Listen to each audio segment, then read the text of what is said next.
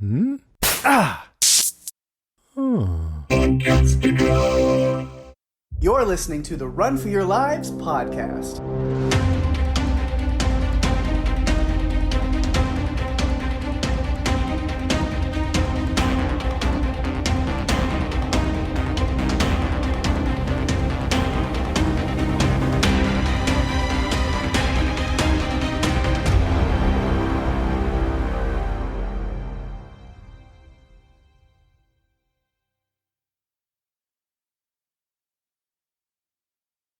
Hey everyone, welcome to the show. I'm Daphne.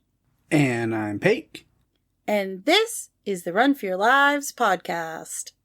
This episode, we're done with Season 9. It is now time for our next edition of the RFYL Awards! Yay!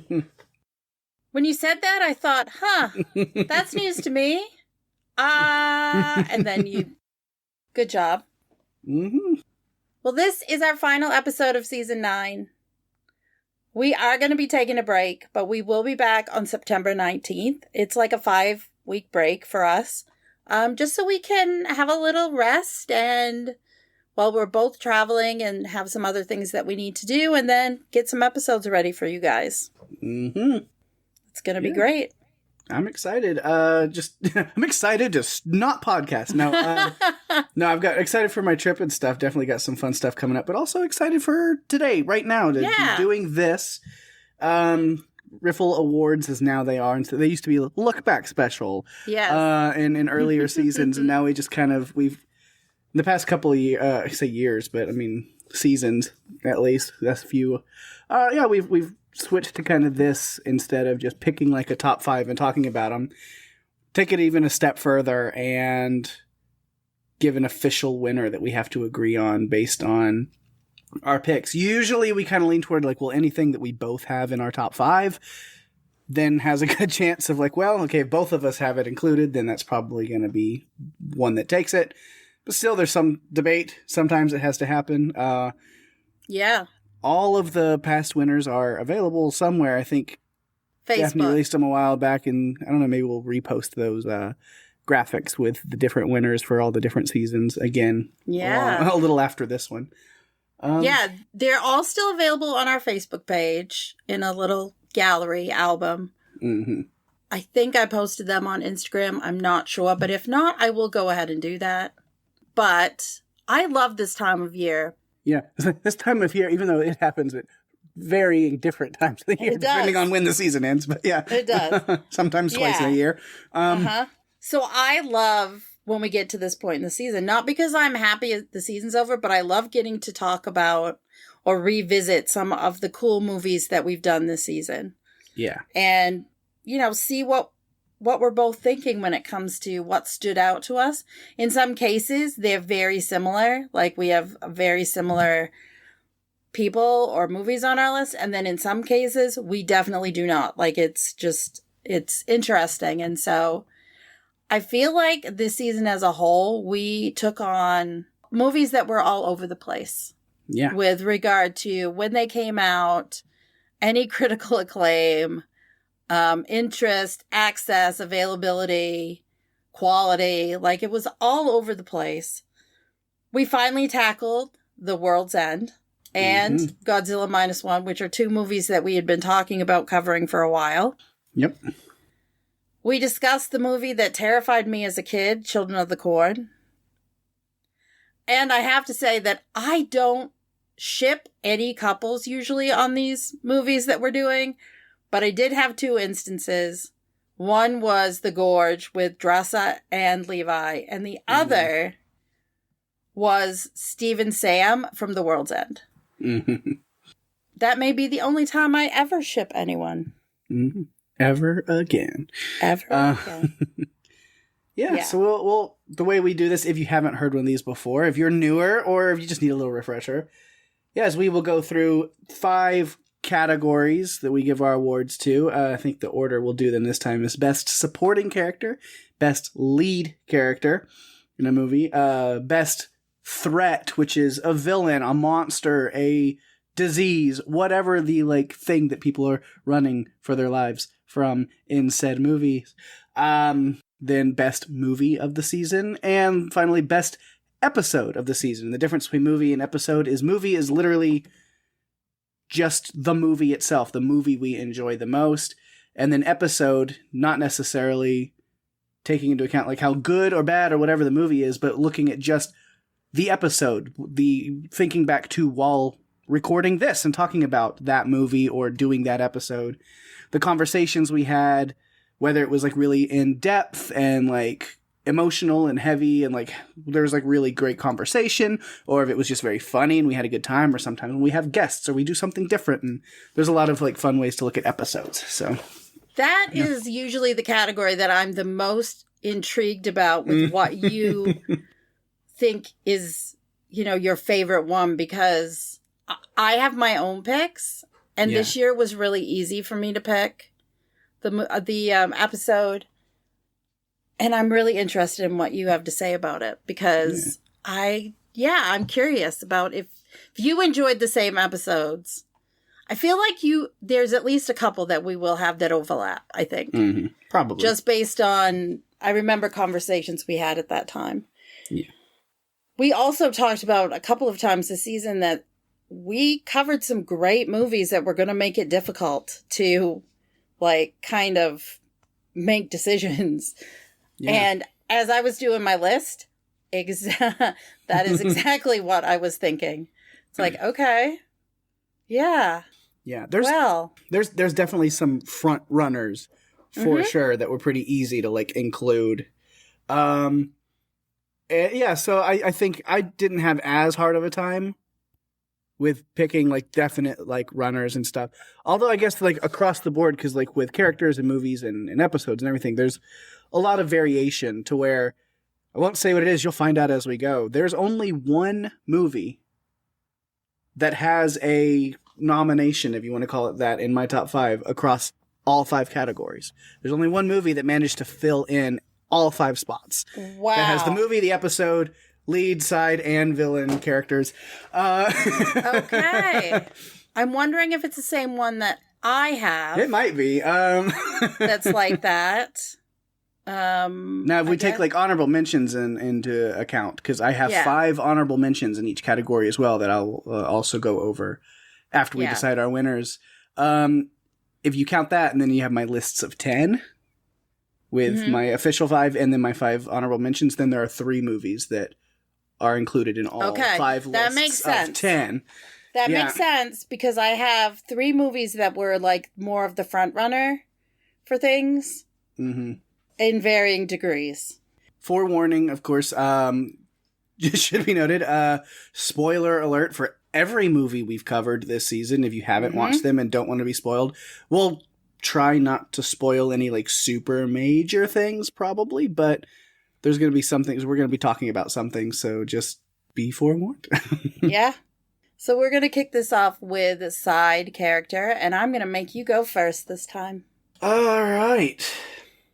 Again, we will just, we go back and forth. 1, 1, 2, 2, 3, 3, 4, 4, 5, 5. Of course, mine are in no specific order. Neither are mine. Usually I like just reveal them in the order of how we covered the movies, but I even took it a step further this time and had my 5 and then randomized them completely to where they're just kind of in a fully random order. Cool. I'm excited. But so the first one that comes up for side characters is the character of Andy. And there are 2 side character Andys I had to make sure to differentiate. But this one is specifically Andy, the android brother from Alien Romulus. Oh my god. How could you possibly have picked Andy? I don't know. Played by David Johnson from Alien Romulus. I should just tell you that I also picked Andy from Alien Romulus. Of course. Yeah, he's a great character. I mean, I loved the puns. Of course you did. But then also just like his arc is like really interesting. Again, being the android who's kind of, faces like some hate and being looked down on, and that in that case, but also is a very important role in that movie. Oh, absolutely. That movie was much more interesting because of his character. Absolutely.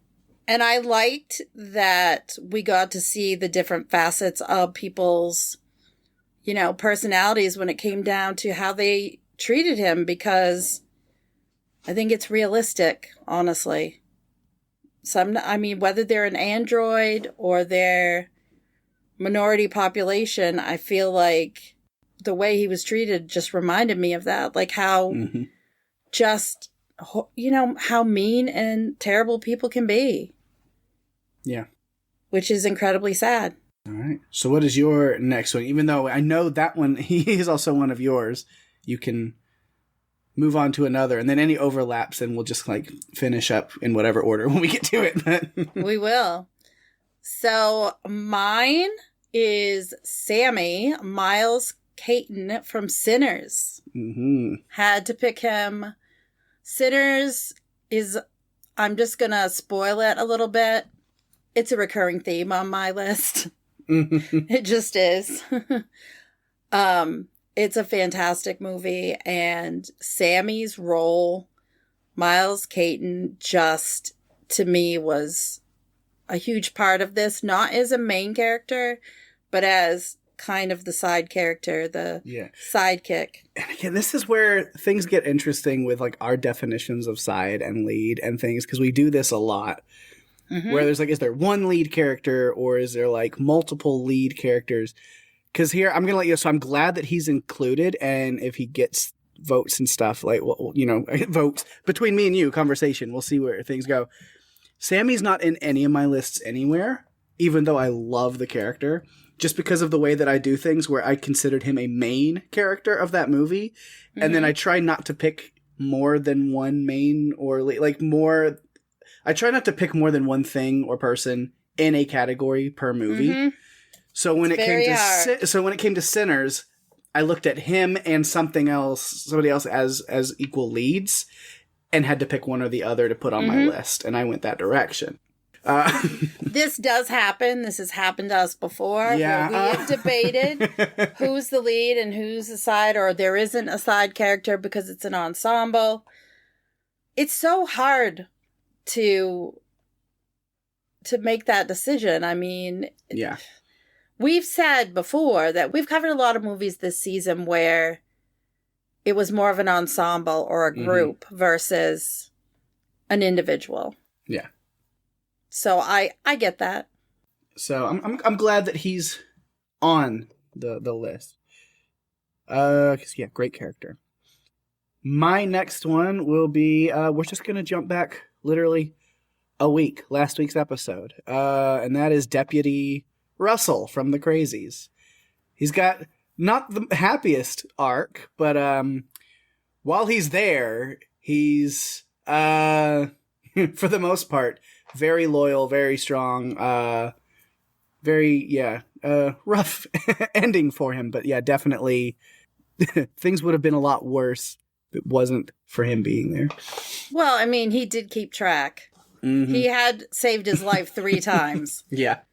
Despite losing his mind, he at least was coherent enough to be able to do something. So, interestingly enough, Pake, you're not going to believe this maybe, but yes, Joe Anderson, a.k.a. Russell from The Crazies, is also on my list. Mm-hmm. Taking all yours, except for Sam. 2. Yep. Okay. Next one is from Godzilla -1. Mm-hmm. Sosaki Tachibana. Nice. His character didn't have as much face time as some of these others that we're mentioning, but the impactfulness of his face time and what he meant to that story, and what he also meant to Shikishima's story, I thought was incredibly impactful. Yeah. So Tachibana is not in my top 5 nominees, quote unquote, but he is an honorable mention. He's one of my 5 honorable mentions. So Tachibana definitely is in there. So my next one is the wonderful, phenomenal Mr. Stephen Ogg playing the role of Mean Jolene from Dark Match. Had to include him. We had so much to talk about, just like, just seeing Stephen Ogg playing a not evil, terrible villain character and somebody who had a lot of heart and a lot of soul and like you really wanted to root for, which was very interesting. And he was just so much fun in that movie. Yeah, so much fun that he's also on my list. Yeah. I mean, we'll talk about the movie later, I think. But, yes, Stephen Ogg, seeing him in this light. I mean, we recommended to our Podcastica friends that they check this movie out because they're used to him being Simon on The Walking Dead. Mm-hmm. And it was refreshing to see him in a role that was much more complicated and interesting as it was in Dark Match. I mean, Dark Match was not a high-budget film. But the way he brought that character to life was just so much fun to watch. Yep. Plus, it was wrestling, okay? That's all I'm going to say. It was great for us to get to do that, talk about that. Mm-hmm. So I'm done. I've given you all of mine. We have with cover 3 of the same, which means I've got 2 more that we still haven't talked about for mine. I know. Won't cross over. But they could be on my honorable mention list, so let's see. Yeah, so I'll still go ahead. I got to give them the nominations and give them what they So this next one is actually a twofer. Sometimes I do that as well. Combine 2 characters into one nomination or role just because they only work together. And for this, we're going all the way back to Children of the Corn, to the 2 little kids that I borrowed the Dimension 20 term and decided to call them the Corn Cuties. Oh my brother and sister Job and Sarah. Oh my gosh. I mean, Job's the one that takes out helps take out the graboid at the end. So he really did.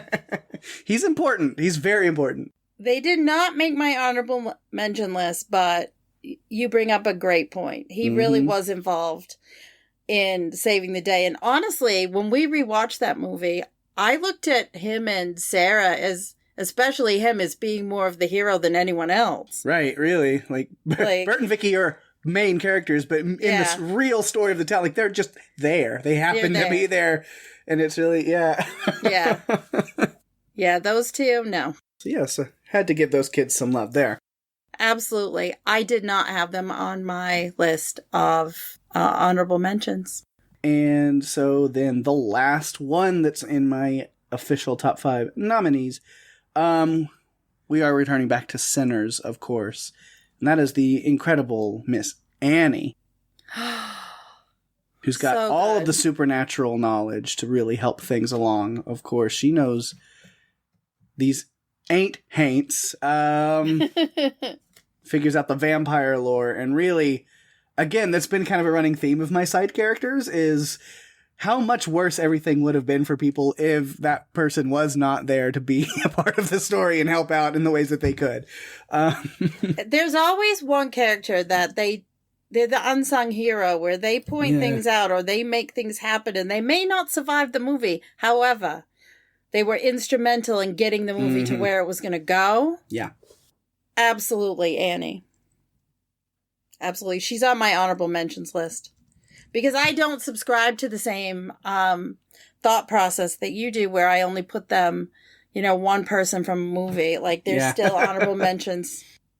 Yeah. We do things a little differently. We have our own processes. Yeah. We do. I did things a little closer to what you do, only in that I listed all of the movies, like I wrote them all out, and then I started playing with things. Yeah. It was actually a lot easier than just looking at the list on Buzzsprout and trying to remember. No, it was much easier. Maybe next season I'll do what I've been talking about doing now for several seasons, which is really keep track throughout the season. Mm-hmm. Probably not, but we'll try. We'll try. All right. So we have 3 that crossed over completely, yes. 2 that were honorable mention, like selection, and then one of us crossover. Yeah. A half crossover. So we're going to put it in the realm of Andy from Alien Romulus, Russell from The Crazies, yes, or Jolene from Dark Match. Yeah. I did not think you would have him on your list, so for him to be in the top, like, in this discussion, makes me incredibly happy, because Dark Match was not a movie that a lot of people got to see. I feel like they overlooked it. And we didn't. We had been watching for it to come out for a while. Yeah. So, yeah. Okay. So, do you have a strong opinion that you'd like to share? I think I do. I like all 3 of them a lot. And even though I said they're not in any specific order on my list, it did just so happen that they kind of ordered out really well in that way. That, yeah, I think where I started is where I'm feeling the strongest. If I'm leaning towards something, it's Andy. Okay. You know what? I can support that 100%. So I think Andy is our favorite supporting character. All right. Now, that was easy. I know. I don't know that it will always be that easy, but we'll try. So, let's run down our honorable mentions, and let's do it this time, because last time we forgot to do it, and we had to do it at the end, and we had to splice, and so let's do it all in real time, like right now. Yeah. We remember to do them. And again, do we want to go back and forth, or do we want to just, like, I think we usually do this is just I'll give all of mine, you give all of yours. Okay. Just kind of, instead of focusing on one at a time, we'll just kind of, and here's also, so first, I've got Willem Dafoe's Professor Albin Eberhard von Franz from Nosferatu. So good. So good. He was also on my list. Yes.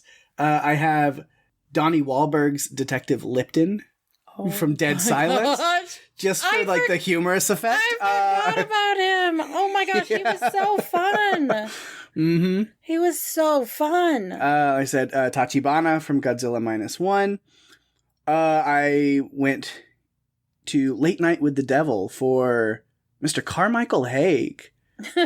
Played the supernatural foil through that movie and had some really fun scenes and fun stuff. And especially, I think when we talked about it, that he wasn't even originally supposed to play that role. It was like last minute casting. Yeah.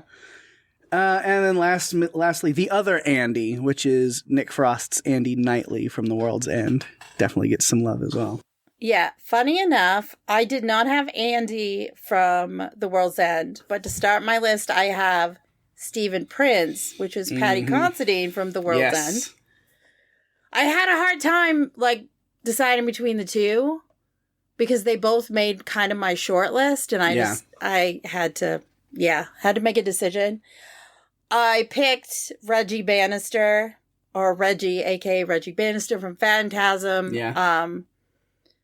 He's just, I had to do it. Mentioned Annie from Sinners already. Professor Von Franz from Nosferatu. And it's a lot of long vowel sounds. It is. At once. It is. When I was putting his name in, I'm like, no, I'm not saying the first two pieces. No, it's Professor Von Franz. That's it. From Nosferatu. And my last one is honestly another nod to Dark Match, and that's Mo Adan, who play Enigma. Because no words, really. Just Mojibari. Yeah, Mojibari. Kid Chocolate. I've seen him wrestle, actually. Yeah. It's my dream, or maybe not my dream, but I'd like to have him come on the podcast and talk about making this movie, because I think it would be so much fun. So, anyway, that is one. Andy. David Johnson, Alien Romulus. Okay. So we'll move on now to lead character. And my first one is Ellen Hutter from Nosferatu, Lily Rose Depp. Yeah. Honorable mention for me. She didn't make quite the top 5, but definitely an honorable mention. The character herself, I mean, definitely the ending of the movie. Big Incredible. deal. So good. And then part of it, even though I know it's supposed to be character and not actors, you can't help but just take in mind the impeccable performance that Lily Rose Depp puts into that right there. It's insane. I think anyone who's questioning it or saying negative things about it, maybe go watch it again. Yeah. Because, yeah, I don't know how you don't put that together. Yeah. All right, Pake, what's your first one? All right. First, I'm starting strong again with this first one. And I alluded to it earlier where, again, combining 2 characters into one because you just can't separate them. And of course, it is a pair of twins. Yep. And there's more than one of those this season, so maybe you still don't know who I'm talking about, but I think you do. Played by the same actor. Still could apply to different, more than one movie. To two different ones, yeah. Is Michael B. Jordan's performance as Smoke and Stack. Yep. In Sinners. Just fantastic. Yeah, I did the same thing because I couldn't separate the two because they're just so closely linked and trying to like determine. Even if they verge into different directions by the end of the movie. Right. Yeah, they have no choice. It's kind of what happens in the movie. Yeah. Which I heard that Sinners is being re-released to theaters again. Yeah. And so I am just like, okay. Chris has not seen it yet, so I'm thinking we're gonna go see it because I want to see it on the big screen because it was that good. For sure. Okay. My next one is Koichi Shikishima from Godzilla -1. Had to do it. The arc of that character from beginning to end was such a redemption arc, such a growth and character development piece. Again, Godzilla -1, I know that we're talking about the character and not the movie, but just looking at, honestly, that movie had an impact on me in a way I wasn't expecting, and his character was a big part of that. Yeah. So for the first time this episode, now I get to be the one that goes, yep, that's also on my list. Now you finally got to say one first. Yeah, because Koichi, awesome. Again, because the importance of the character, like that's, like, yeah, it's Godzilla. It's a Godzilla movie. But no, it is a movie about humanity, but like really his story and the emotional and mental and just like even physical, like the arc he goes through. Just that's what that movie is about. Yeah, absolutely. There was no way that I could do this list without him. That was the easiest, honestly. Between him and Smoke and Stack, putting those two on my list, that was the easiest decision. Yeah. Because I knew that from the time we covered those movies that they were going to be there. Yeah. Because they were just way too strong not to be. Mm-hmm. So what do you have next? So my next one, flawed character, for sure. One of those lead characters that you really root for by the end, but have a hard time wanting to root for first. But it is Simon Pegg's Gary King from The World's End. Because again, just like the emotional arc that he goes through. And it's Simon Pegg. It's I know. Edgar Wright. It's the Cornetto trilogy. Can you believe we're done with the Cornetto trilogy? Like, I can't believe we are. I honestly, in some ways, wish we hadn't done it yet because I want to go back and experience it again for the first time. Because, again, I hadn't watched it. Yeah. He's not on my list, but I think he's definitely a fantastic character. Yes. Okay, my next one. Nikki, a.k.a. Misbehave from Dark Match. Mm-hmm. Had to do it. fun character, complicated character,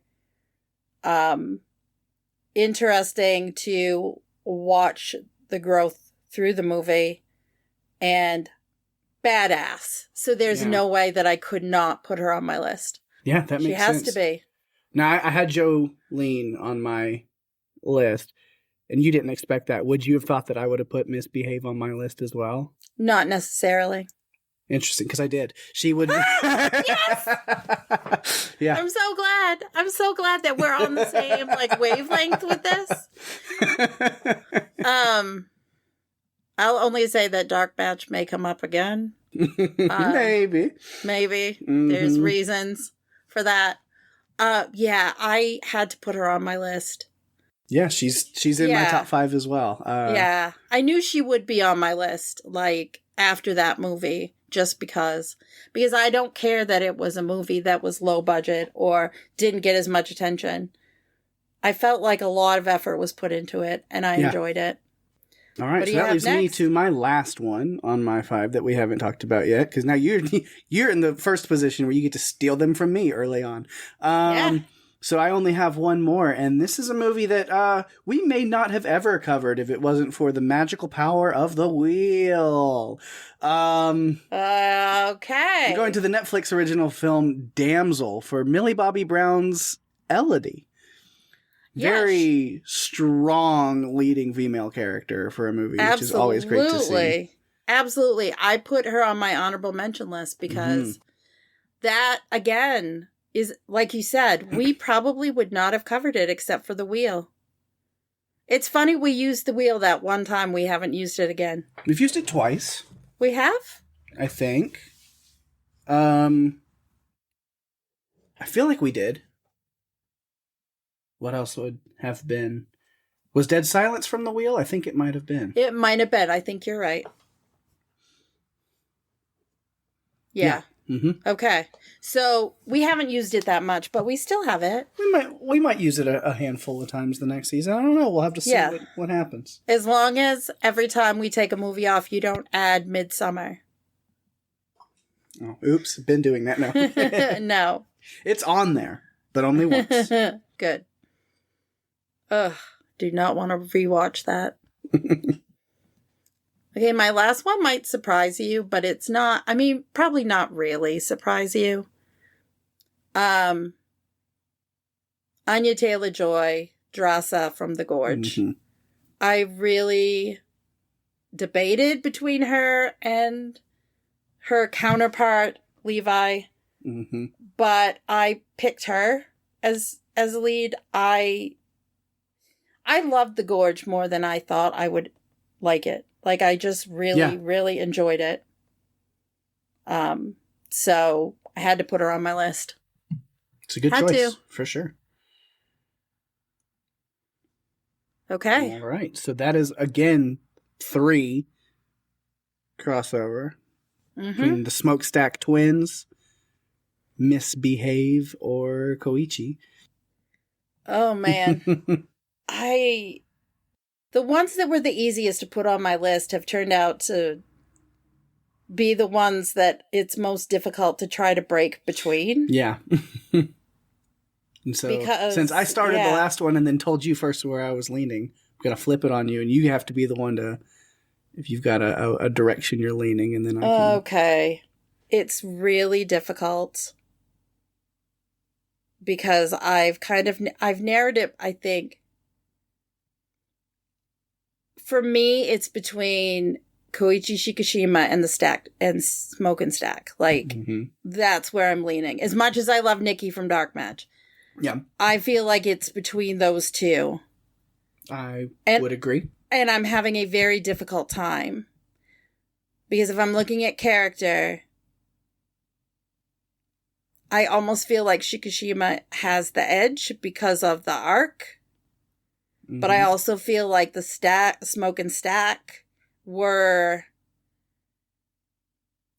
so incredible with the way that entire, 2 different people, the way, again, we're not supposed to look at it this way, but the way Michael B. Jordan played them was That's, it is difficult again because like character arc. So which way are we looking at character? Because if it's like as an arc and like the character that you kind of are really like rooting for and attached to the most, then it would be Koichi Shikishama.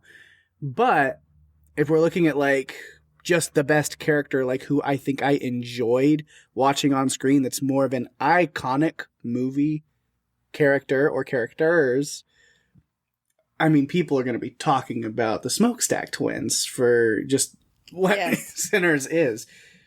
I know. So what do you do? Like what? We don't have a parameter that says it needs to be the one you enjoyed the most or the one with the best arc. Yeah. It's very loose with that. And I like it that way. I feel like we don't need to put parameters or rules on our things. No. So it's like, so I guess it really just depends on which way we want to look at it that way. I feel like I do have one that I'm leaning more towards. Yep. And I think I'm leaning the other way. Do you? Uh-huh.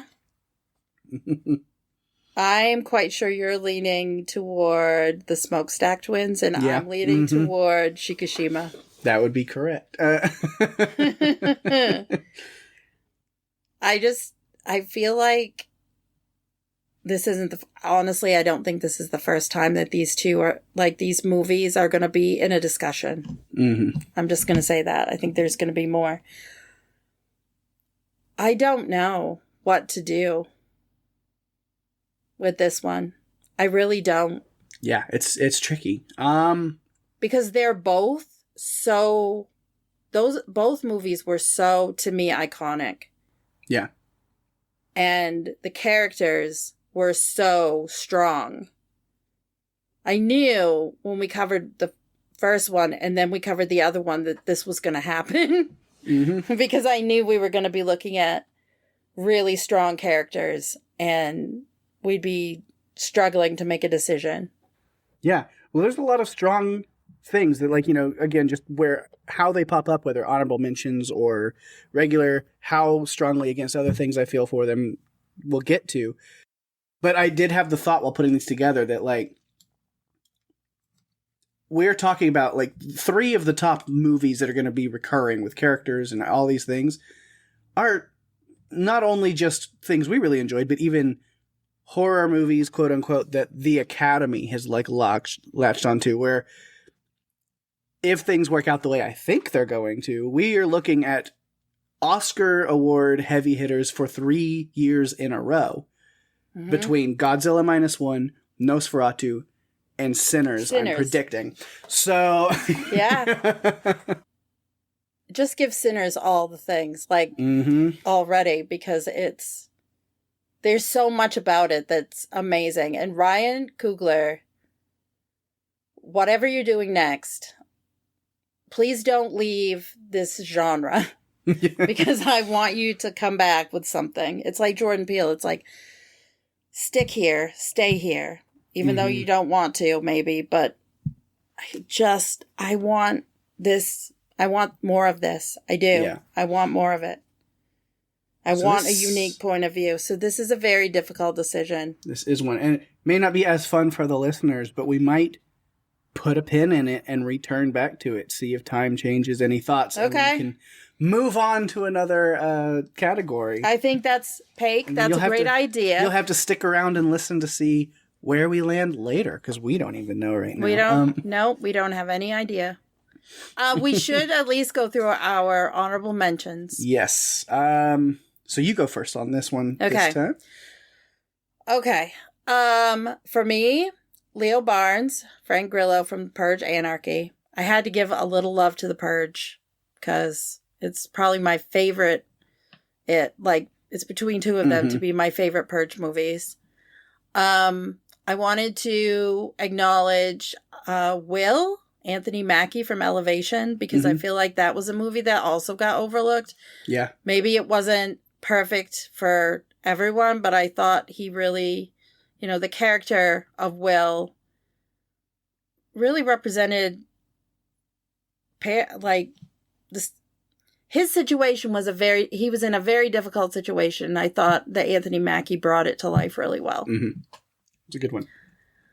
I'm going to say Grant Mazzy, a.k.a. Stephen McHattie for Pontypool. Just a ton. That movie was all over the place, and we had Levi on to talk about it with us. But since it's characters, yeah, the character of Grant Mazzy was just unique to me. Mm-hmm. And then I'm going to do my last one, which is Allie Olivia Holt from Hard Eyes, which is another movie that I really enjoyed us covering this year. Yeah, for sure. This season. Yeah. Why do I keep saying I'm going to keep doing that. Like it's yeah. Yeah. Great. There's some crossover for sure, because mine, we already mentioned Ellen Hutter from Nosferatu is in that list. Also, I don't have him under Leo Barnes because you keep giving people names that they haven't been given yet in the series whenever we're covering these.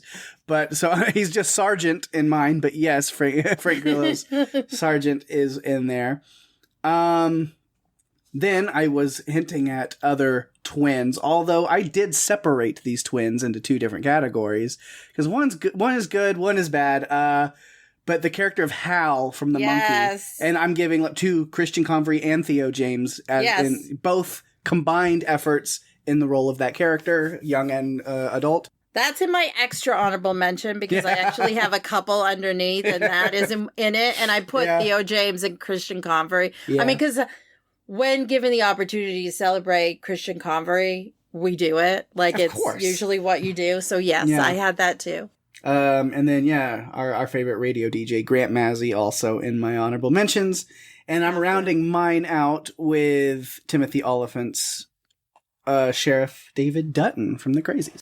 Yes, and that is in my extra honorable mention. But what about the extra honorable? Well, I mean, some categories were easier to come up with honorable mentions. Mm-hmm. And some were not. So I had extra those mentions for side character and lead character, but not for anything else.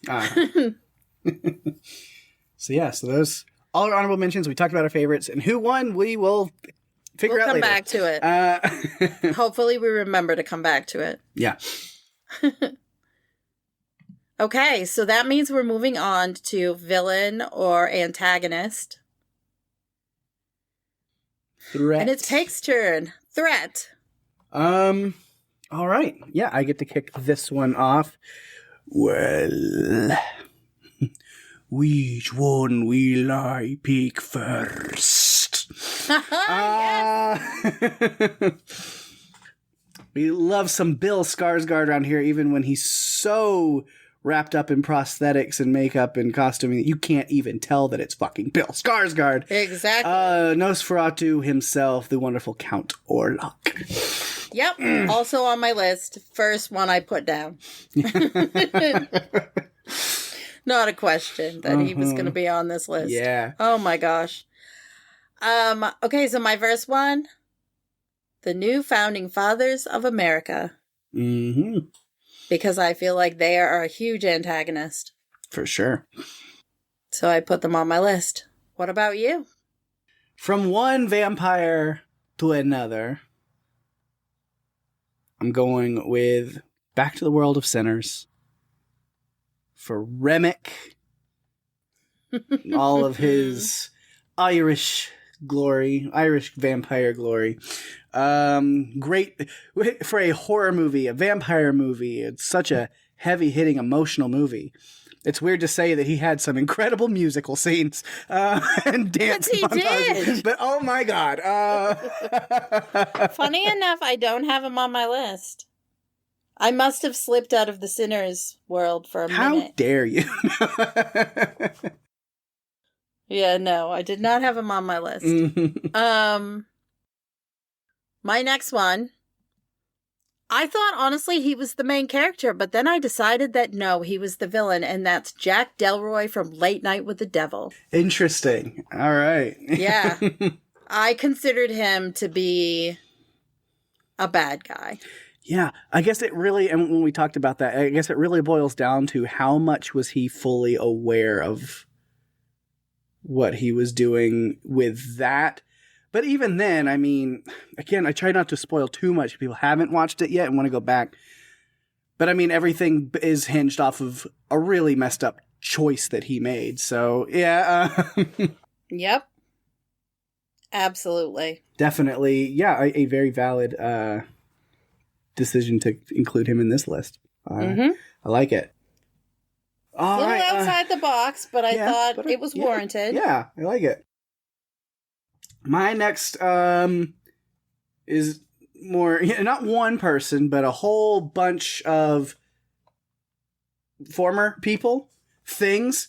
We're going to the Gorge, honestly, the Hollow Men, and the various just designs for those. They're evil Groot ghosts. So it's really cool. Just like like people whose DNA has like merged genetically with like plants and stuff around them, and then you get all the cool evil tree people. And the designs are really cool, and there's a lot of really fun scenes in there.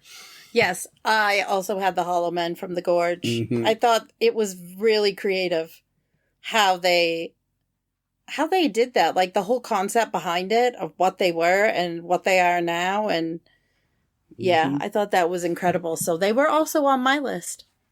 So my next one is Godzilla. Of course.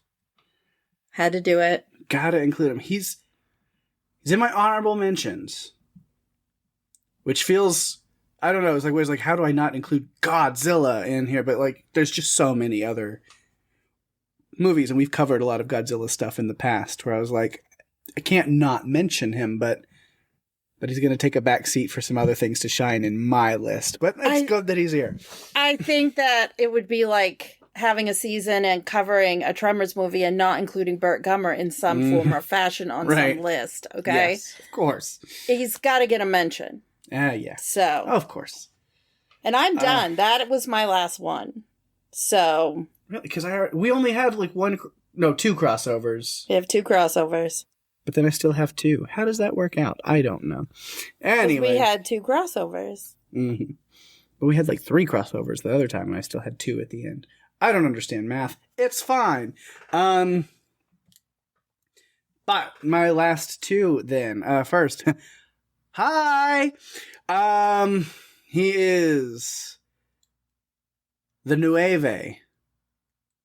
The Learning Tree. No. The leader. Chris Jericho. No, but yeah, Chris Jericho as the leader. The prophet from Dark Match. Because it's Chris Jericho. You know what? I did not put him on even my honorable mentions. It was, I just didn't. Did not. The Lionheart.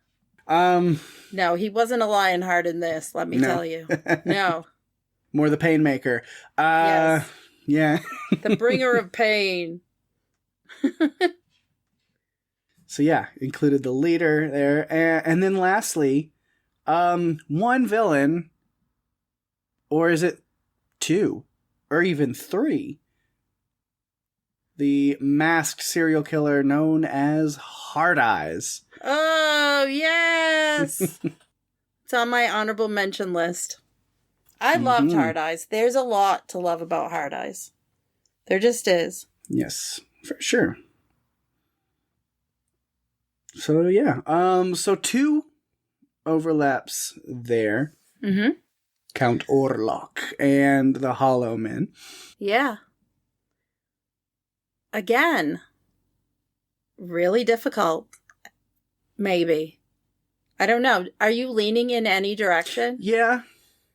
You're going with Count Orlok. I am. That is where I'm leaning. I had a feeling. Me. I know you. Hollow Men are great. Uh-huh. I like the concept. But, it was really cool. I was going to say, but don't want to deal with the Hollow Men, just avoid the Gorge. But I was like, I mean, I guess with that mentality, don't you want to avoid Orlok? Don't go to his castle and don't enter some weird evil contract, mental contract with him. So yeah, exactly. Okay, I buy that. All right. Okay, does that bring us to movie? I believe so. Okay. But first we got to do honorable mentions. You keep trying to move on. We both keep trying to move on. We do. Okay. So this was your turn, so you can go through and do your honorable mentions. All right. More iconic villains that are kind of, you would even think, are the lead of their movie if they weren't the villain. I mean, the movie is named after him, Nicolas Cage's Longlegs. Oh, man. Where we started the season. Gets an honorable mention for sure. I feel like I didn't give Longlegs enough love in this season. I mean, as far as my picks for things. Mm-hmm. But yeah. Okay, keep going. Then the next one, dual purpose could have also been a side character. But also for most of the movie was the threat. Going back to Damsel is just the dragon from Damsel. Love the dragon. Some Love really the dragon. Incredible shots and scenes down in the lair, in the caves. So definitely had to do that. Okay, Godzilla was an honorable mention. Had to at least have there. And then because I played the game and talked a lot about him, Peter Stormare's Dr. Alan Hill from Until Dawn. Yes. Such a good one. I think to give some love to. I feel like Until Dawn got a lot of crap, but I honestly don't think it deserved all the crap that it got. It was fun. It was fun. And then lastly, not Jack Delroy, but I guess his companion in all of it was just the demon Mr. Wriggles from Late Night with the Devil. We were on the same page that the evil from that movie was definitely like something to pay attention to. Mm-hmm. Okay. So mine, we already talked about Hard Eyes Killer. Mm-hmm. The Reapers from Elevation may not have been the best CGI, but still really, really solid. The Tall Man from Phantasm, probably just because he scared the shit out of me as a kid and still can't watch it without freaking me out. He Who Walks Behind the Rose and his henchmen, Isaac and Malachi, mostly, you know. And Mary Shaw from Dead Silence. Nice, yeah. So I feel like, that's a good cross-section of movies. For sure. So, speaking of movie, I think we're moving to movie, correct? Moving to movie? Moving to movie. Mm-hmm. Okay. My first one should not be a surprise. Godzilla -1. All right. Which is honorable mention for me. Oh my gosh. Mm-hmm. Didn't quite cut the top 5. There's a lot of great ones. Oh, man. Okay. All right. But it's in there. It's mentioned. It's good. Okay. Definitely enjoy it. But yeah. All right. Hard Eyes is my first one. And Hard Eyes is on my list for top 5. Like this part of the list, the movies, was the easiest thing for me to do. Like I did it so quickly. Nice. So yeah, it's on my list. So Godzilla also makes sense, and then Hard Eyes. I mean, Josh Rubin. No problem. I knew it. Somebody may have gotten a Josh Rubin cameo for his birthday this year. I wonder who got to have that. I'm so jealous. That sounds great. I think you know the answer to that question. Yes. It became available, and it was not a question. Okay. What's your next one? Or is it my turn? It's your turn now. Okay. I'm going to steal your thunder because I know what's on your list. Sinners. Mm-hmm. For sure. Gotta steal it from you. Yeah. You know it's on there. Mm-hmm. Definitely, yeah. And as we go, these get a little shorter because it's like even with the characters and stuff, we end up talking about the movies and stuff a little bit. To where now it's like, what can really be said about Sinners that we haven't already said? Exactly. Yeah. Great. Of course it deserves to be on this list. So my next one, which actually I think might be on yours as well, so I might be stealing something back, because you mentioned you liked it a lot more than you thought you would, and I am in the same boat with that, which is The Gorge. Yes, The Gorge is also on my list. Mm-hmm. there was a point in this season where I knew we were in trouble when it came to having this discussion, when it came to movies, because of like a clump of them that we did, and they were good. Yeah. And I knew right away, it's like, okay, we've got a problem. We have a serious problem when it comes to having this conversation. Luckily, it's a fun conversation. Yeah, absolutely. Okay. So my last one, I'm not ready to watch this one again. However, as far as movies, I had to pick it, and that's Nosferatu. Yes. It's a great choice, and also is in my top 5 in my choices as well. Right. Again, just talking about, we covered it as part of the Oscars stuff as well, and so then I'm definitely in that mindset, so really paying extra attention to the cinematography and costuming and things like that, and the score, and just being blown away by all of it. Easily makes my list. Can we say the fact that it was directed by Robert Eggers, and I am not a Robert Eggers fan, really? Yeah. And it still, to me, was so incredible. I'm not going to say I'm a fan of Robert Eggers, but I'm going to say I really like this one, and it gives me hope that maybe I could be someday. Yeah, he's doing a werewolf movie right now. He's working on that's his next project. So yes, I've seen some information about it. It's definitely a Run for Your Lives movie. So maybe he's working this angle, Pake, to get us to submit and be fans. Mm-hmm. So we'll see. I mean, we could go back and do The Witch. No. Did not like The Witch. Did not like The Lighthouse. Neither one of those. I wasn't a big fan of The Lighthouse. I get it, but I didn't get it for me. And then, I think we talked about this when we covered Nosferatu, so we're just like beating a dead horse at this point. But Eggers is not one of my favorites. He's very hit or miss, more miss. I did like The Northman a lot, but there was definitely some Eggers in it that I could see and feel and go, there's that. I feel like he reined himself in with Nosferatu just a little bit. Yeah. Like he was still present, but it was not as Eggersy, which is a word I just invented. Yes. It's a new adjective. Okay, so then there's one last one on my list. I know what it is. We haven't touched on yet. But go ahead.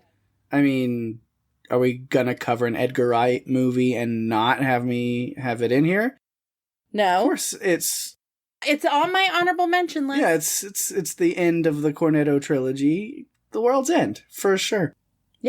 Yeah, it's on my honorable mentions list. Mm-hmm. Because honestly, I feel like I'm looking at the movies, but I know which one I think we're going to end up picking already, without a question. It's tough though, because this is the most I think we've ever had. I don't think we've ever had a perfect 5 for 5. No, but this is the closest we've gotten, because this is 4. Very close. This is 4.5, because Godzilla's on your honorable mentions. And World's End is on yours. Right. So there's even... We were in the same thought process. Yeah. But between Hard Eyes, The Gorge, Sinners, Nosferatu, 4 of them crossover. It's, like I said earlier, like, for me, and it seems to you too, like, collectively now, for us, there were definitely front runners this season. Mm-hmm. So we're gonna go ahead and award it to Sinners. Like, part of me feels like I should try to, like, pretend to deliberate a little bit more, but you're right. So what's the point? To me, for my choices, it was always going to be between Godzilla -1 and Sinners. Like, always. Mm-hmm. Those were the 2 movies that impacted me the most. And then the others were fun movies that we covered that I really, enjoyed. A big part of best movie for me is, and it doesn't have to be the only parameter because it doesn't always fit this way, but rewatchability definitely is a big part of it for me. And so Nosferatu, like you said, I don't know if I could sit and watch it again anytime. No. And so, like, even The World's End I've seen a billion times, so it definitely has the rewatchability factor. But the only other one that I think Sinners is so impactful that I want to go back and revisit it. Like you said, the fact that if they put it back in theaters, it's like, yeah, I'm going to go see it on the big screen. The only other movie that has like that kind of like, oh, I could rewatch that for fun would be Hard Eyes. Absolutely. I haven't, but I could watch it. I could have it on in the background. To me, it's like and you know what this means to me, because even though the movies I'm going to say are going to be, you're going to be like, oh, some people may be like, oh, but that's like really shticky or corny or whatever. There are movies that I can have on in the background that are movies that bring, I don't know, they're just good movies that I enjoy. Yeah. Snakes on a Plane is one of them. Mm-hmm. I would have Hard Eyes going in the background. I feel like that's my latest discovery of movies that I could put on in the background, where I know what's happening. I don't need to watch every second of it, but having it on just brings me comfort if I'm trying to do something else. Mm-hmm. So, even though it's a movie where there's a serial killer, there are certain movies that I can do that with, and this is one of them. And so I'm always happy when I can discover a new one, because after a while you do get tired of the same ones. Yeah. So Hard Eyes wins. No, still Sinners. Yeah. Sinners, I think yeah. Sinners was not just, the best movie of this season, but I think honestly, even outside of this podcast, just the best movie I've seen this year in general across the board. Yeah. So, yeah. Yeah, it would take a lot for me to see something on the TV and then be like, oh no, I really wish I'd seen that in theaters, and then find out, oh, they're going to put it back in theaters, and I'm thinking I need to go and see it in the theater. Yeah, easily. Yeah, so Sinners takes that. So let's do honorable mentions, since I'm always forgetting. Yeah. And so it's my turn. It is. One, Dark Match. Had to put it there because it's another one I could watch again.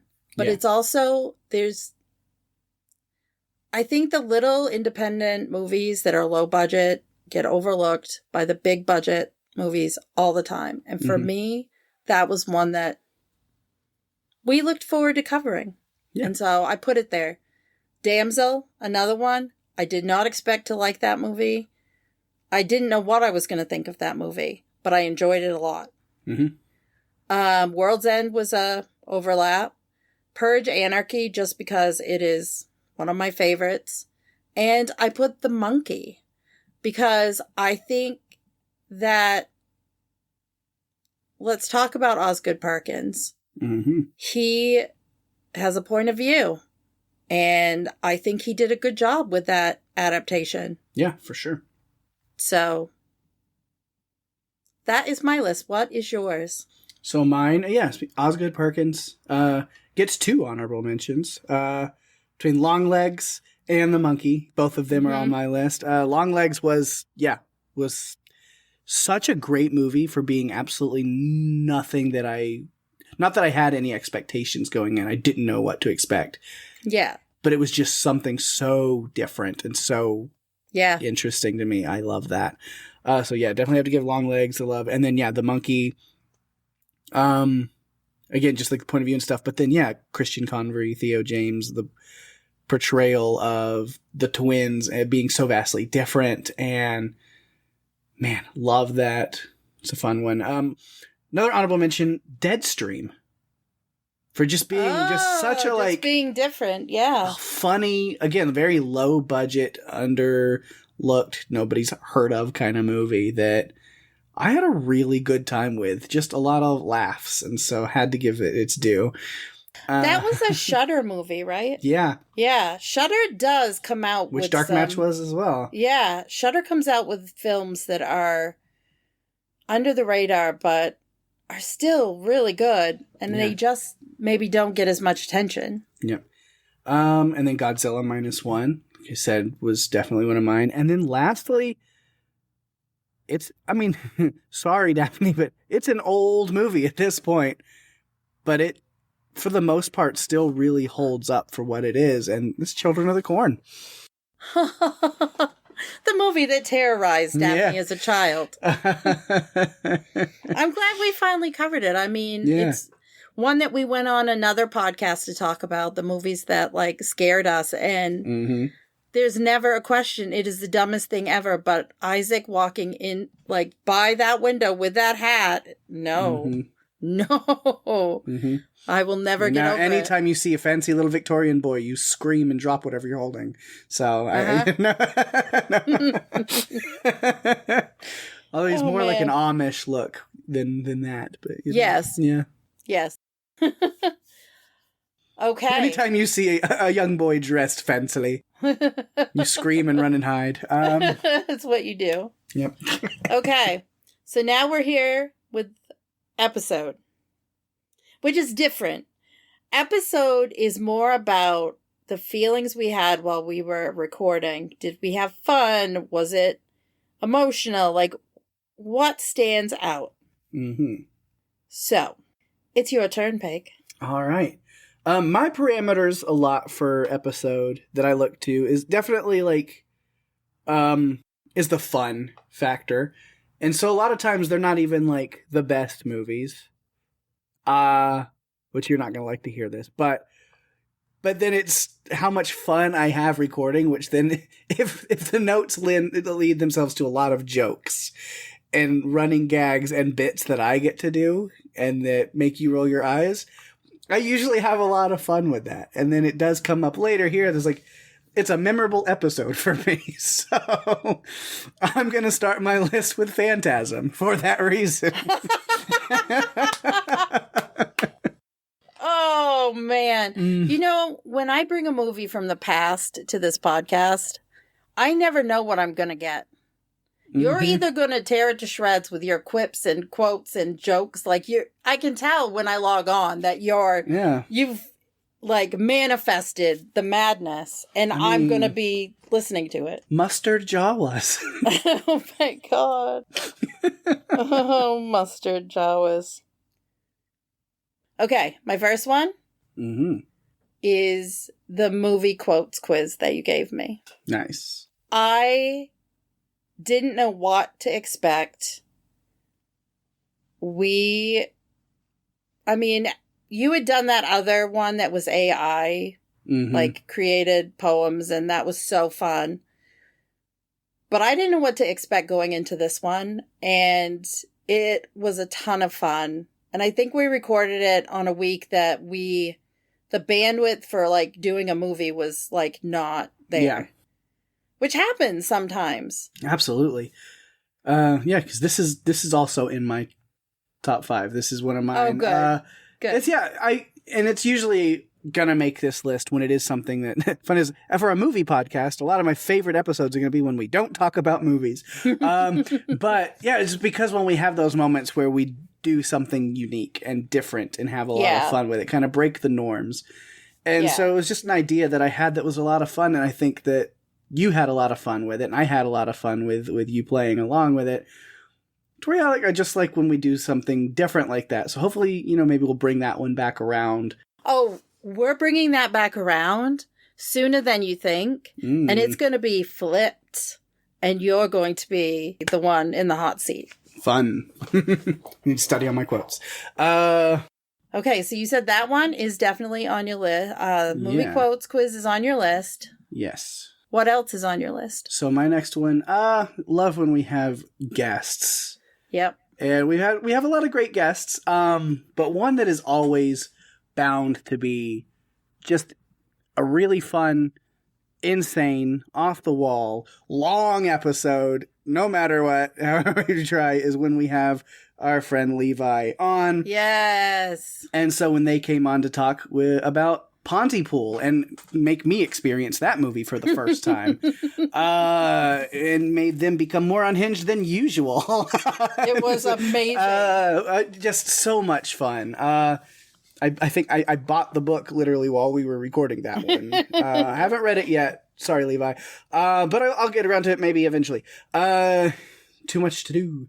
But yeah, that one was just a blast for sure. Yeah, I also have that on my list. I love that so much. Levi brought that movie to us. they picked it. Because usually our guests will either pick the movie or we bring in someone who's a really big expert on a particular like monster or creature or killer or whatever. And so in this case, we hadn't had Levi on in a while. I think it was Splinter. They had also been on for a Tremors Fest discussion, which we're going to have to revisit that at some point because hopefully in November, I'm going to get to meet Levi. And I'm so stoked because I have not met them in person, but they are so near and dear to my heart that I'm just so excited. So yeah, Pontypool's on my list also. Episode. I'm going to steal this because if it's not on your list, this will truly shock me. Dark Match. It is. Okay. Yeah. The reasoning, okay. For listeners who don't know, Pake and I like wrestling. What? That's a secret. We're not supposed to talk about that. So I didn't watch wrestling until about 5 years ago. It was a month or two after we started this podcast. Pake kind of talked me into it or pushed me into it, or I'm not really sure. Forced it upon you, Forced it upon me. If you want to be my co-host, you got to get with my wrestling. No. So I ended up watching, and now it's become a thing at my house because Chris has gotten back into wrestling. We go to our local promotion. It's a thing for us.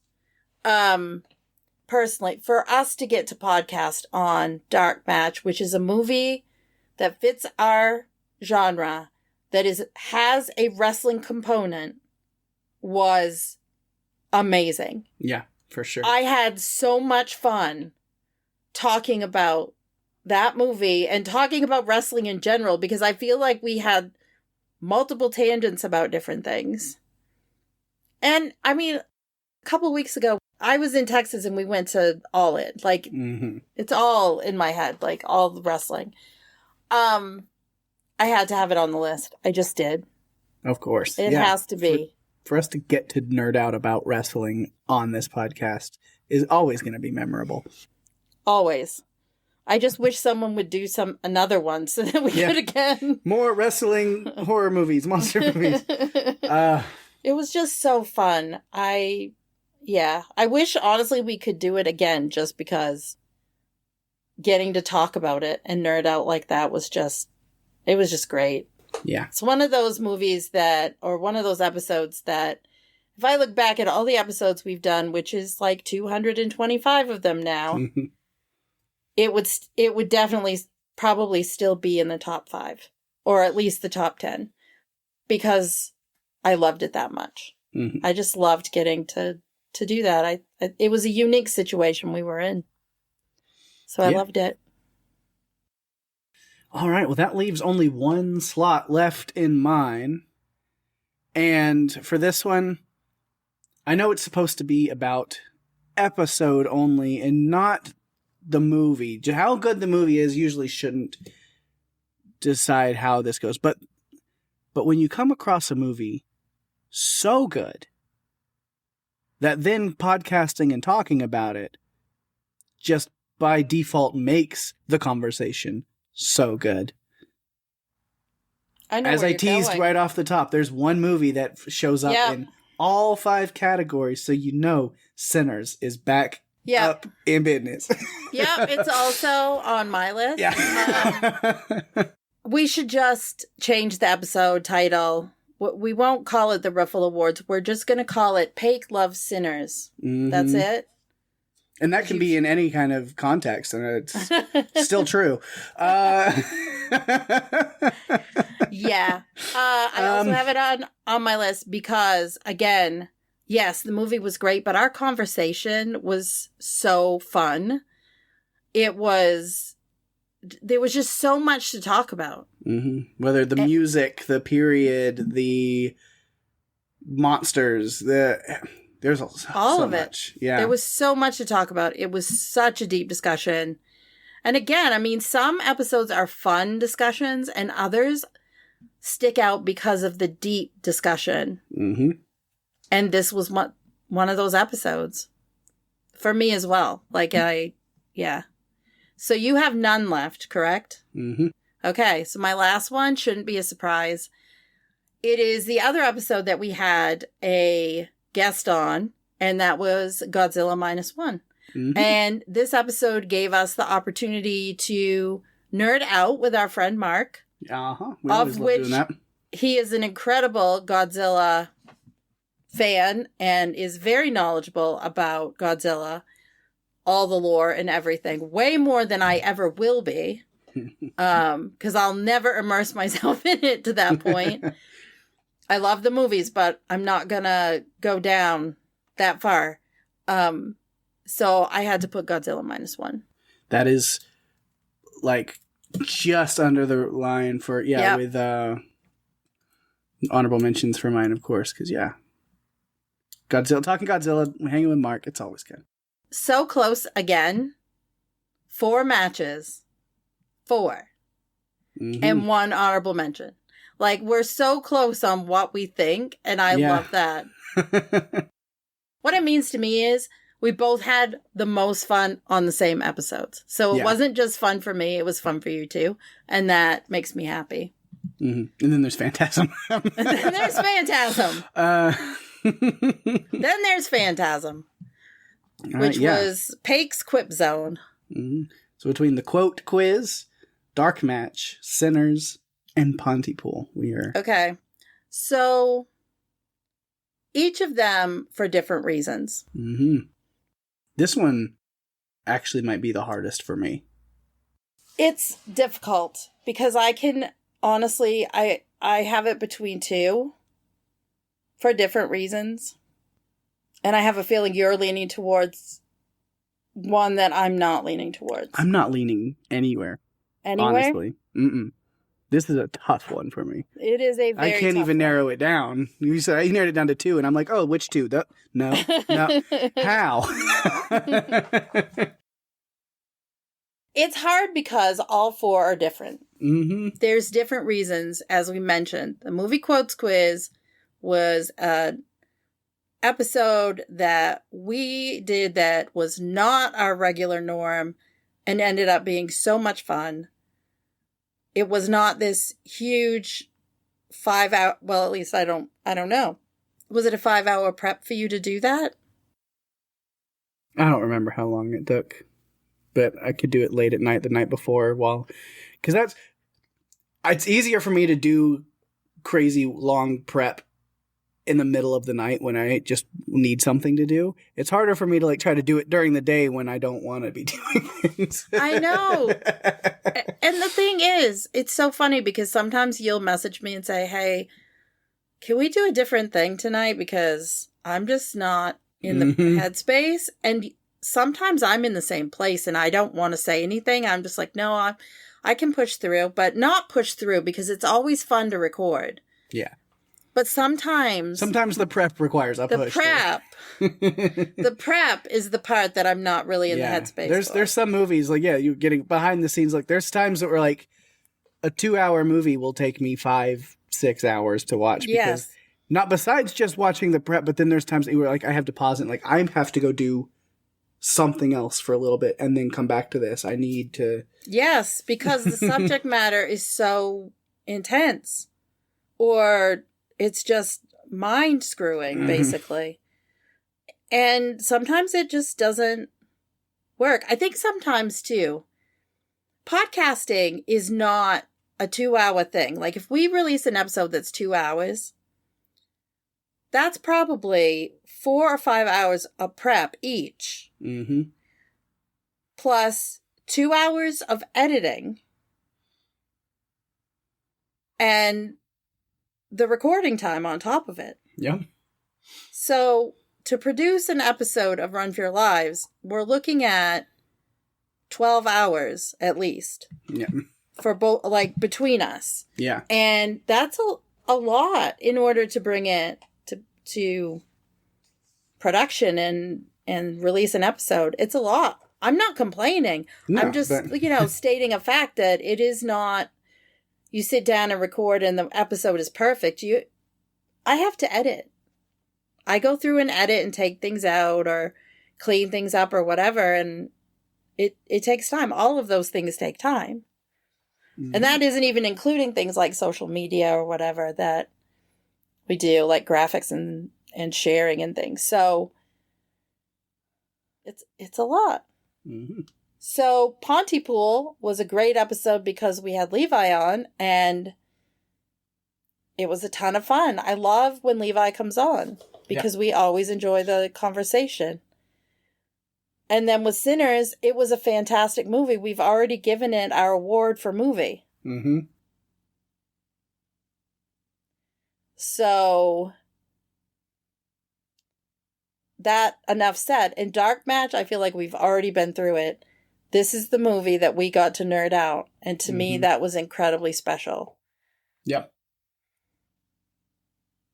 So I don't know how you choose between those four.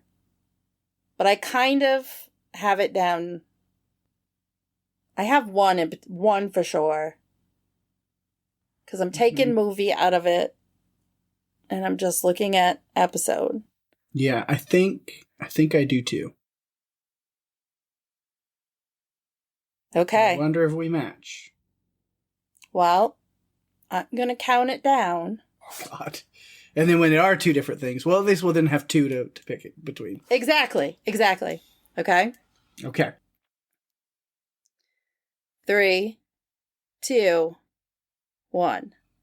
Dark Match. Pontypool? Okay, so we are in two different places. All right. But that's okay. Because Pontypool was the other one, like, that I was thinking about. Mm-hmm. So that's okay. That gets us down to 2. Which is really difficult because... Still doesn't make it easier necessarily. And we really can't circle back on this one because we have to go back to actor. Or character. We have to go back to character. And then in real time as we're recording this, I need to leave in like 20 minutes to go see Fantastic Four. So we've got to figure this out. Yes, we do. And we haven't recorded feedback. Yeah, so... Here we are. We're on a time crunch. We got to figure it out because I got to go see another movie. Okay.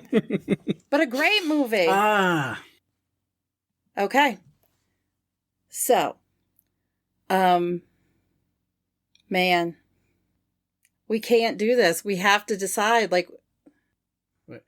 We've done this before. We're not above it. Making a deal. If we have things that each of us are leaning in a different direction on.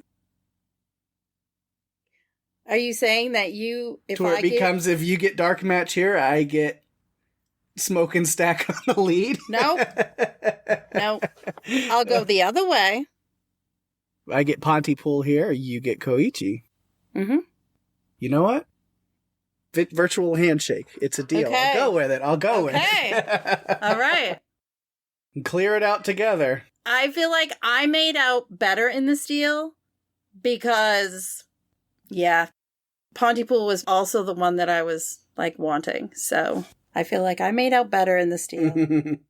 Again, any of the episodes that we mentioned were episodes that any other year would have won. Yeah. I mean, it was incredibly hard this year. We had some great episodes.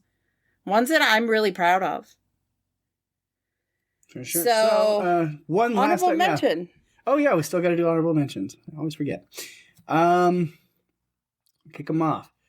First, Nosferatu, as I mentioned, because I said, and as you've seen, we go over honorable mentions. So there's one movie that got in the top 5 and everything, and then 3 movies that are in the top 10. Yep. Those being Sinners was the one that was in all of them. And then the other 2 that if we include honorable mentions are, of course, Nosferatu and Godzilla -1. Yep. Do you have any others? Those are 5. Well, those were 2 of the 5. Those were 2 of the 5. Okay. So other 3 honorable mentions for best episode. Hard Eyes. Again, just a fun time to talk about something different. The Monkey. Again, it's just kind of like a really fun conversation. And then great movie, but then also in the vein of being able to make a lot of quips and jokes and stuff at the same time, because I have a lot of fun with that. So Children of the Corn goes in, in that as well. You gave Children of the Corn so much more love than I did. And that surprises me. So mine are Hard Eyes, The Monkey, Nosferatu, Damsel, and Until Dawn. All right, I loved that we got to talk about the game because the game was such a big hit and deal, and I had seen it played and you had played it, so I thought it was cool. Before we get into feedback or letting people know or whatever we're going to do at the end of this, I just want to do one small shout out. This is not a category that we have done before, but I decided when I was going through this list that the directors this season were fantastic. And so I wanted to point out Ryan Coogler, Sinners. Takashi Yamazaki, Godzilla -1. He wrote and directed it. Coogler did the same with Sinners. Osgood Perkins wrote and directed 2 movies, The Monkey and Longlegs. Scott Derrickson directed The Gorge, and Josh Rubin for Hard Eyes. Yeah. Those are the ones that stood out to me the most, and I wanted to shout them out. Great. I love that. We don't have a category for it, but I felt like it was important to do. Yeah, gotta give the directors love, for sure. So before we wrap up this episode, just one last time, run through. A reminder for where things landed. Best side character, Andy from Alien Romulus. Best lead character, Koichi from Godzilla -1. Best threat, villain, monster, Count Orlok from Nosferatu. Best movie of Season 9, Sinners. And best episode of Season 9, Pontypool. And thanks again so much for another Riffle Awards, another season, listening and writing in and hanging with us. It's been fun. And speaking of writing in, there goes the feedback phone. So hopefully we've had some other people chiming in with their favorites of the season. Let me go get it. All right, and we do have a little bit of feedback for this one. We've got a few people, a couple, that sent in some of their favorites and thoughts of this season. So I'm excited to get into that. But first, we do have one last little bit of feedback for last week's episode, the last movie we did for the season, which was The Crazies. So I'll go ahead and do that, as of course Tony came through on that one as well. And Tony says, great movie, not quite a zombie movie, but it gives those kind of vibes. I love the scene when they are tied to the bed and the guy has an axe, so terrifying. Weird ending, I always thought we should have gotten a part 2. Pitchfork, not an axe. I just listened to the convo. No emoji for Pitchfork. And Russell, I forgot about him. I know. It was rough for Russell. He couldn't help it. His farm was closer, so he was more infected. It's too bad. I'm sorry, Russell. Okay, we also got feedback from Tony about her favorites of Season 9, and this is what she had to say. I wanted to send a quick message about your last show of the season. First, another incredible season for Run for Your Lives. Thank you, Tony. Thanks. Second, I'd like to tell you my favorite episodes, and if you haven't already guessed, Sinners and Nosferatu were my absolute favorite movies that you covered. A movie that surprised me was The Monkey. It was funnier than I thought it would be. Also, I just finished watching Late Night with the Devil, which I liked the concept, and the first half of the movie was pretty solid. Then it just got ridiculous and they completely lost me. Tonight I'm watching The Gorge, and I have higher hopes for this one. I like both actors that star in this feature, so high hopes. Anyway, as I catch up on all the movies I missed, I hope you both enjoy your summer, have fun, and I can't wait for Season 10. Thanks so much. Thanks for reaching out. Yeah, some great choices, great stuff. Enjoy The Gorge. Yeah, we really enjoyed that. We talked about it in this episode a couple times. I don't think it walked away with any awards, but we definitely brought it up a number of times in different ways. So yeah, yes. Fun stuff there. Yeah, and thanks. I hope you enjoy the rest of your summer as well, and we will be back soon enough. So yes, I'll give you the date at the end of this episode. And then lastly, we heard from Catherine on this season overall. says, this is going to be the shortest Riffle Awards episode ever because Sinners wins every category, right? And I'm gonna cut in on this and say, like, honestly, when I was first building my lists before we started, I almost thought the same thing. I honestly was like, so I just put Sinners or a character from Sinners in every category, and that's going to be it. But Daphne wouldn't allow that, so it couldn't be that way. I did have a good reason, okay, for everything. I had good reasons. Yeah, but no, there was literally, when I was putting together my stuff before we recorded this episode, that definitely did run through my head of being like, so Sinners takes everything, and this is not, there's no point to this, right? But yeah, no, it was still great to like break down a lot of stuff, and there was a lot of stuff that we ended up talking about that I'm glad that we probably wouldn't have thought of if we didn't kick up that conversation. One or both of us wouldn't have really thought too deep about certain things, so glad we do the way we do it. Anyway, Catherine continues with, these are my choices for second place. Main character, Elodie from Damsel. Secondary character, everyone in Until Dawn, which is funny because we just all kind of like group them together too. Threat, Pontypool. Movie, Children of the Corn. And episode, Godzilla -1. I counted how many movies this season were new to me versus how many I had previously seen. 13 excellent new movie experiences. I'm looking forward to season 10. I love that. That's awesome. You may be like one of, if not the only person that really holds on now that watches every single thing, and we really appreciate that. But yeah. It's a lot of dedication, but also it's really cool to hear because we know that we, for the most part, are bringing really cool new movies to people, movies that somebody wouldn't have seen. I'm even in that same boat. There's a lot of movies that I probably just never would have gotten around to if Daphne didn't make me watch them for this podcast. So it's always a good time. Yeah, it's interesting because there are movies that I wouldn't have watched if we hadn't been covering them, like Mitchell's versus the Machines, and I love that movie so much now. That's just one of a bunch of movies that I would not have watched, and it's one of the fun things in podcasting that we get to bring those movies, not only, I guess, to each other, but also to our listeners. So thank you so much, Catherine, for being on this ride with us. And I love that, over half the movies that we covered were new to you. So that's awesome. We have some fun things cooked up for season 10 already. We've been talking about it. So there's lots of great stuff out there and lots of stuff coming. So stay tuned for that. If you would like to submit your feedback, you can find us on Facebook and Instagram at Run For Your Lives Podcast, or you can email us, runforyourlivespodcast@gmail.com. You can go to runforyourlivespodcast.com for all the links you'll ever need. And if you're enjoying the show, tell your friends. We are available on all the podcast players, including Apple, Spotify, and YouTube.